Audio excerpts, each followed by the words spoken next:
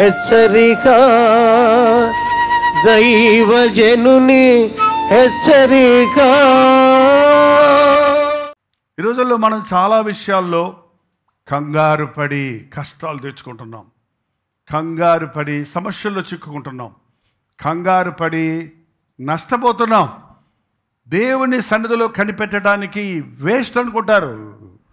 Waiting time is not wasting అండి. దేవుని సన్నిధిలో కనిపెట్టిన ప్రతి క్షణము కూడా ప్రయోజనకరమైంది. పోయిన వారం మనం ధ్యానించాం కదా, ఒక దినము గడిపినప్పుడు ఆయన సన్నిధిలో అది ఎప్పుడు వృధా కాదు, దానికి అనేక రెట్లు ఆశీర్వాదాలు మనం సంపాదించుకుంటాం. కానీ ఇవాళ కొంచెం ఆలస్యమైతే ఇంతసేపు ఆ మీటింగ్ అంటారే కానీ, ఒక train delayed 15 minutes 20 minutes.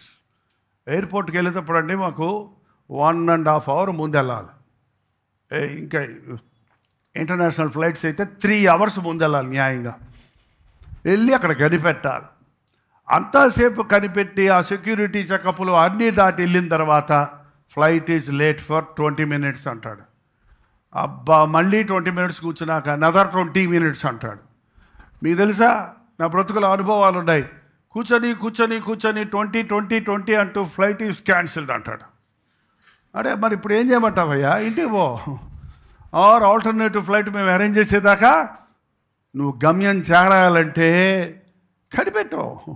After all చిన్న విషయాల్లో నోరు మూసుకొని కనిపెడుతున్నాం. లేకపోతే కాసేపు అరుచుకుంటారు అక్కడ కొంతమంది. అరుచుకున్న వాళ్ళు వీ కాంట్ హెల్ప్ అంటారు అంతే. మనం దేవుని రాజ్యంలోనికి వెళ్ళడం కోసం కనిపెడుతున్నాం, ప్రభు రాకడ కోసం కనిపెడుతున్నాం. ఇంకెప్పుడు వస్తాడు, ప్రభు రాలేదే. అందుకే చాలామంది నిర్లక్ష్యంగా ఉన్నారు ఇవాళ. కానీ నేను వస్తానన్న ప్రభు మాట ఇచ్చిన ప్రభు తప్పకుండా వస్తాడు. ఇంకో వచనం చూద్దాం చూడండి. యెహోవా ఎదుట మౌనముగా ఉండి, మనం కనిపెట్టినప్పుడు రెండో పాయింట్ ఏంటంటే మౌనంగా ఉండి కనిపెట్టాలి. కనిపెట్టడం అంటేనే అర్థం మౌనంగా ఉండటం. మౌనంగా ఉండటానికి మనకు చేత కాదు. మనం ఏం చేస్తాం, మాట్లాడుతూ ఉండాలి. మీకు తెలుసా అండి, మాట్లాడుతున్నప్పుడు గడియారం ముళ్ళు స్పీడ్గా తిరిగిపోతాయి. అందుకే పాస్టర్ గారులకు మాత్రం ఎంతసేపు ప్రసంగం చేసినా తెలీదు, వినే వాళ్ళకి మాత్రం బాగా ముగించరా. ఎందుకంటే ఆశీర్వాద ప్రార్థన కోసం మీరు అందరూ ఏం చేయాలి, ఇప్పుడు కనిపెట్టాలి. ఎప్పుడు చెబుతారా, ప్రార్థన చేసుకో, అమ్మయ్య వదిలిపెట్టాడు నాయన ఏంటండి. సరే, దేవుని సన్నిధిలో లోకంలో మాట్లాడుకుంటారు చూడండి. రాత్రులు కొంతమంది మాట్లాడుకోవడం మొదలు పెడితే కొక్రోకో అనేది పూర్వకాలంలో బయట మంచాలు వేసుకొని పడుకుంటారు. పడుకొని ఇంకా పడుకో, తెల్లారిపోతుంది పడుకో అంటూనే ఉంటారు, మళ్ళీ మాట్లాడుకుంటూనే ఉంటారు. అందులో కొక్రోకో అంటున్నారు మరి అక్కడ పల్లెటూరులో. అనగానే అదిగో తెల్లారిపోయింది అనగానే అప్పుడు పడుకుంటారు, దుప్పటి బాగా కాళ్ళకి తలకి బిగబట్టి. రాత్రి మాటలు నిద్రకు చేటు, పగటి మాటలు పనికి చేటు. మౌనంగా కనిపెట్టాలి. నీతో దేవునితో ఆర్గ్యుమెంట్ చేయటం కాదు, దేవునితో మాట్లాడుకుంటామంటే ఊరికి నువ్వు చేస్తావా, చెయ్యవా, నువ్వు చెయ్యాలి, నాకు చేయకపోతే ఊరుకోని అని కాదు. మౌనంగా. ఆ యొక్క మరి అంటే నాకు చాలా ఇష్టం అండి. ఇలా మార్తా సహోదరి అయినా మరియా, ఆమె మాటలు ఏమైనా రాసున్నాయి ఆ బైబిల్లో ఏంటంటే, యేసు పాదముల యొద్ద కూర్చుండి ఆయన బోధ వినుచుండెను. ఆ మార్త వచ్చి కోపం పుట్టిస్తుంది. ఈ ఊరకే కూర్చుంటే నేను ఒక్కదాన్ని చేస్తుంటే నీకు చింత లేదా అని అన్నప్పుడు ఆ పక్కన ఉన్న వాళ్ళు ఏమంటాం, వస్తానులే పోక్క, అయినా యేసు ప్రభుని అంటావేంటి, ఆయనకి చింత లేదా అంటావేంటి, నువ్వే కదా పిలిచావు ఆయన్ని భోజనానికి, పో వంట చేయపో, వస్తాం పో ముందు అని చెప్పేది. లేదు కూర్చో, తర్వాత ఇద్దాం, తర్వాత చేసుకుందాం ఇద్దరు కలిసి అని చెప్పి ఏదైనా మాట్లాడచ్చు కదా. మంచి మాట్లాడలేదు, చేద్దామా. ఇవాళ మన జీవితాల్లో ఇది మౌనంగా ఉండటం నేర్చుకోవాలండి. మౌనంగా ఉండటం. ఆయన వదకు తేబడిన గొర్రె పిల్లవలే నోరు. ఎందుకు మన గొడవలు పెద్దవి అవుతాయి, ఇంట్లో సమస్యలు పెద్దవి అవుతాయి, గొంతు చించుకొని నడుచుకోవాల్సినంత పని ఎందుకు వస్తుంది, రోడ్ల మీద ఉన్న వాళ్ళు వచ్చి మనకు న్యాయం తీర్చవలసిన అవసరం ఎందుకు వస్తుంది, పక్కింటి వాళ్ళు వచ్చి బుద్ధి లేదా అని చెప్పాల్సిన స్థితి ఎందుకు మనకు కలుగుతుంది, కోర్టుల దగ్గరికి వెళ్ళి పడిగాపలు కావాల్సిన అవసరం ఎందుకు కలుగుద్ది?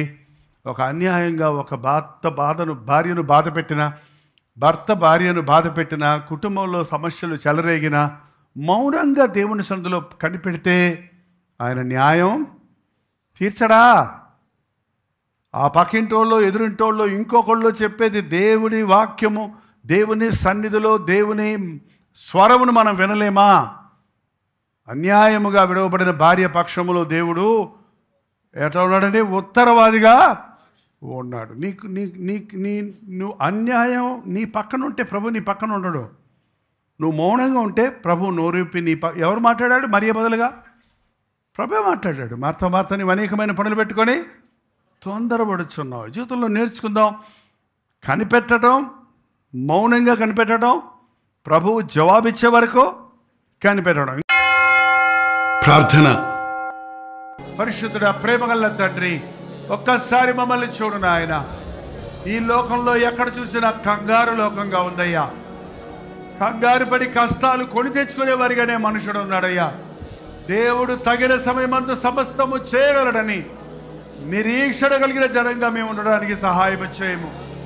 ఇప్పటికే మేము చేసిన తొందరపాటు నిర్ణయాల వల్ల పొందిన నష్టాలు, కష్టాల నుంచి ఈరోజు మమ్మల్ని విడిపిస్తారన్నావు కనుక నాయన, ఇదిగో ఎవరైతే నీ సన్నిధిలో వారి హృదయాన్ని కుమ్మరిస్తున్నారో, ఎవరైతే నీ చిత్తము చేయాలని ఆశ కలిగి ఉన్నారో అతి వారిని పరిశుద్ధాత్మతో అభిషేకించము నాయన. పరిశుద్ధాత్ముడు మమ్మల్ని సర్వసత్యములోనికి నడిపిస్తాడు కనుక, ఒక పని కొరకు మమ్మల్ని సిద్ధపరుస్తాడు కనుక పైనుండి శక్తి పొందే వరకు కనిపెట్టడానికి సహాయం చేయండి. ఒకరి కొరకు ఒకరు కనిపెట్టుకోవడానికి సహాయం చేయండి. నీ రాకడ కొరకు నిరీక్షణ కలిగిన జనముగా కనిపెట్టు వారిగా ఉండటకు మాకు సహాయం చేయండి. మరణమైన తరువాత జీవితం ఉంది కాబట్టి నాయన, మరణమైనా కనిపెట్టడానికి, మరణం వరకు కనిపెట్టడానికి సహాయం చేయండి. నీ ఆలోచనల కొరకు కనిపెట్టువారిగా, నీ చిత్తములో సాగువారిగా ఉండటకు, ఇప్పటికే మేము చేసిన పొరపాటులుంటే, తప్పుడు నిర్ణయాలుంటే ఈ రోజున మరలా పశ్చాత్తాపంతో నీ పాదాల దగ్గరకు వచ్చి ఇక మీదట నీ సన్నిధిలో కనిపెట్టి నీ చిత్తమే నెరవేర్చుటకు మా ఒక్కొక్కరికి సహాయం చేయమని క్రీస్తు నామములో అడుగుచున్నాను తండ్రి, ఆమేన్. తండ్రి అయిన దేవుని యొక్క ప్రేమయు, కుమారుడైన క్రీస్తు యొక్క కృపయు, ఆదరణకర్త అయిన పరిశుద్ధాత్మ యొక్క సహవాసమును చేరి వంచిన మనందరికీ, నీ సంఘం అంతటికి ఇప్పుడు నువ్వు సదాకాలం తోడై ఉండును గాక. ఆమేన్, ఆమేన్, ఆమేన్.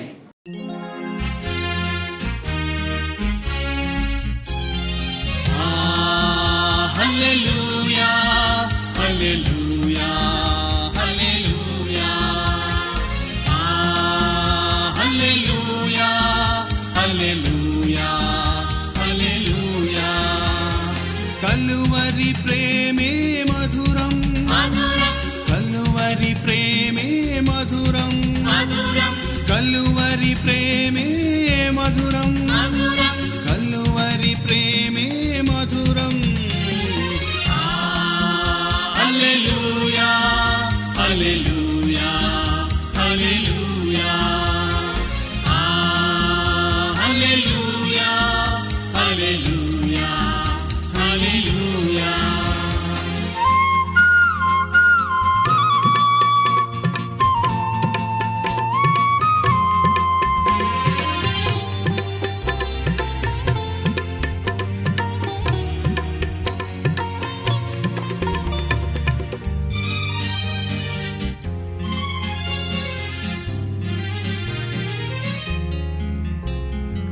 సిలువపైన విలువ త్యాగం చేసినావుగా, పాపినైనా నా కొరకు చిందించినావుగా, రుధిరం చిందించినావుగా.